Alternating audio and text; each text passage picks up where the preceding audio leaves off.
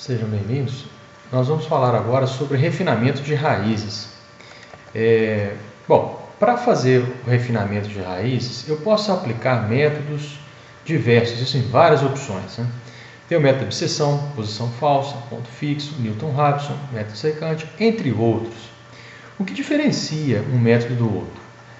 A forma de refinamento é o que faz um método ser diferente do outro.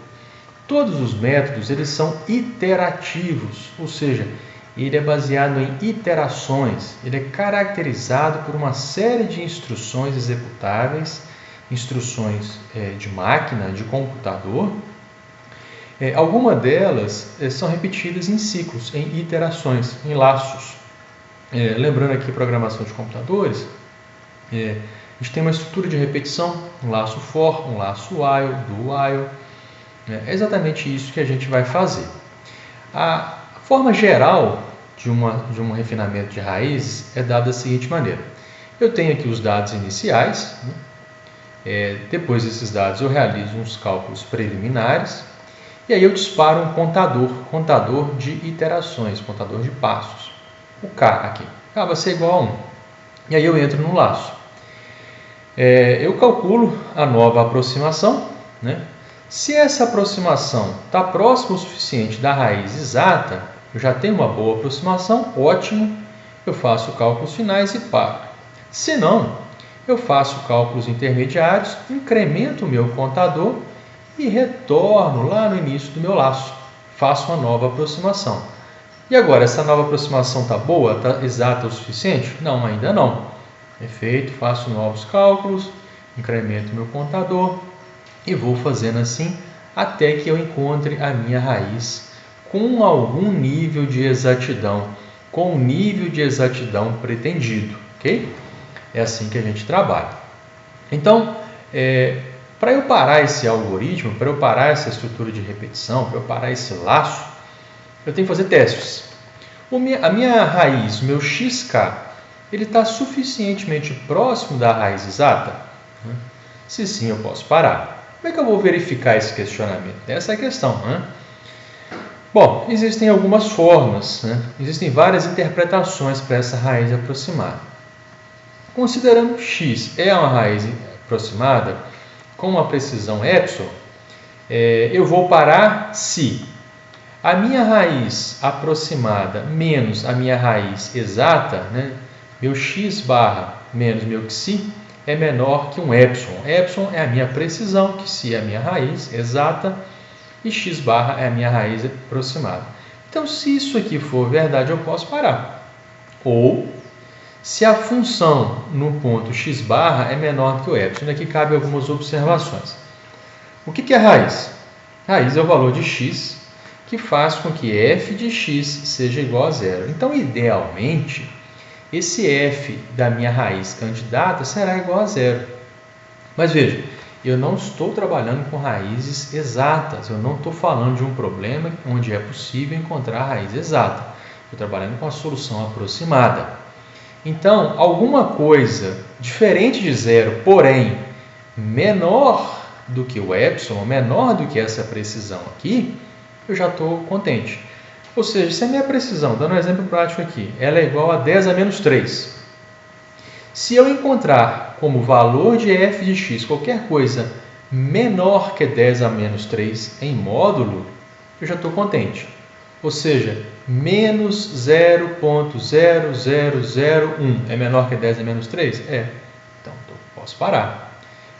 0,00002 é menor que 10 a menos 3? Posso parar.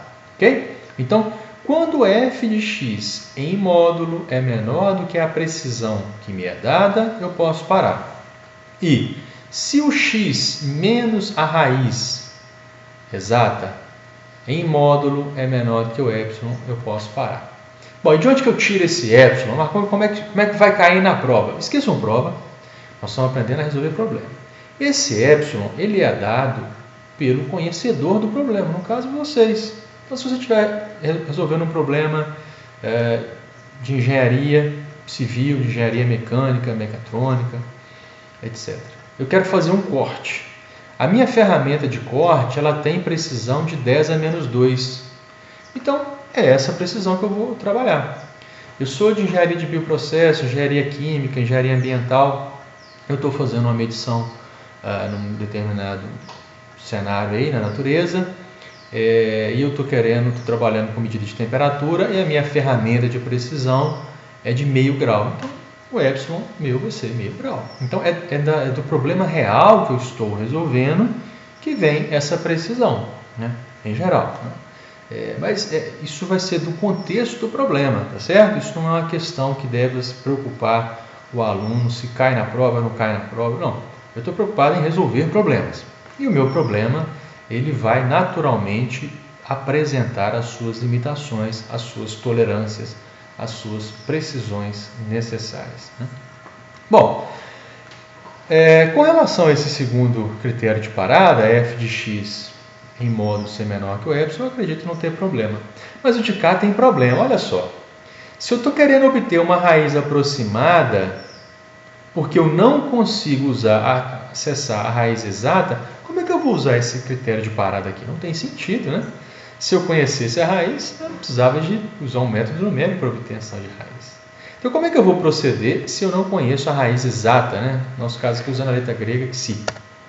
Bom, eu posso trabalhar com uma aproximação. Olha só, eu posso ir reduzindo o intervalo que contém a raiz a cada iteração, de tal maneira que eu quero que esse intervalo AB seja menor do que o intervalo x menos que si. Então, se eu for fazer com que esse resultado aqui, com esse intervalo, entre A e B, seja tão pequenininho, de tal maneira a ser menor do que essa diferença de x menos o meu xi, meu x candidato, minha raiz candidata, menos o que si, então quer dizer que eu posso parar, ok? Então eu vou reduzindo o intervalo AB, reduzindo, até que ele seja tão pequeno que eu possa parar. Bom, e como é que eu vou verificar isso, né? Vejam só, me permitam voltar. Se eu tenho uma precisão epsilon aqui, né, eu vou parar quando o meu x barra menos que si é menor que o epsilon, mas eu não tenho que si. A verdade é essa, eu não tenho que si. Olha só, se eu estudei o intervalo onde tem a raiz, A e B, é aquela mesma do vídeo passado, a função em A, do ponto A para o ponto B, a troca de sinal, né? A função f de A é negativa e f de B é positivo, ou vice-versa. Se de A para B a função trocou o sinal, se entre A e B a função é contínua, se entre A e B eu tenho uma derivada com sinal constante, sempre positivo, sempre negativo, significa que eu tenho uma raiz ali dentro necessariamente. Muito bem.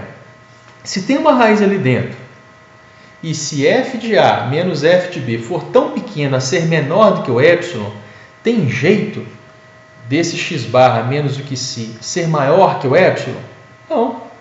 Porque se o A e o B contêm a raiz, o valor aproximado menos o valor exato necessariamente vão ser menor do que o A e B.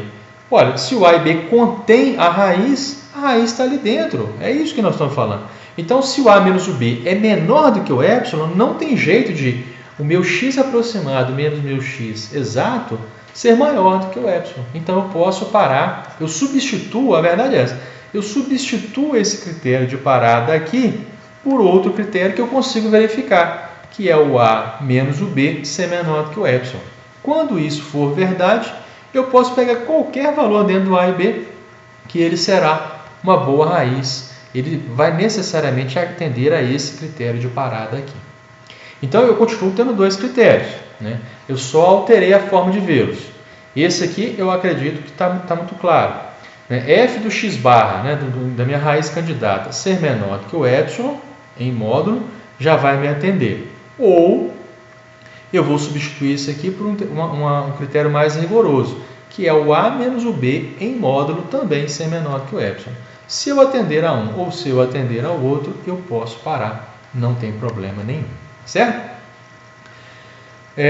Nem sempre vai ser possível satisfazer aos dois critérios ao mesmo tempo. Isso é uma questão, né? Ora eu posso satisfazer um, ora eu posso satisfazer o outro. Se eu satisfizer a um dos dois, eu posso parar? Em geral, sim. Agora, isso é uma questão que depende do problema que está sendo resolvido, né? Há quem queira, né, dependendo do problema, que eu atenda aos dois critérios, que pode ser difícil, ou, na maioria dos casos, se eu atender a algum dos dois, aí eu já posso parar, tá bom? Mas isso não há como ter uma resposta genérica, não há como ter uma resposta única. O que normalmente se faz é olhar para o problema que está sendo resolvido e verificar se atender a uma das condições de parada, somente a um dos critérios de parada, já é suficiente, né? Bom, então métodos numéricos devem satisfazer a pelo menos um dos critérios, né? Pelo menos um deles. Quando da utilização de programas computacionais, eu devo utilizar um teste de parada, né? Dei até 2 aqui, e é razoável também estipular um número máximo de iterações, né? Por que é bom isso aí? Para prevenção de problemas, de laços infinitos. Ou seja, quando eu estou implementando o meu programa, eu posso errar na programação, né? E se eu errar na programação, às vezes o algoritmo está demorando muito para responder e eu não sei o que será que está acontecendo. Será que a resposta é difícil mesmo ou eu errei, né?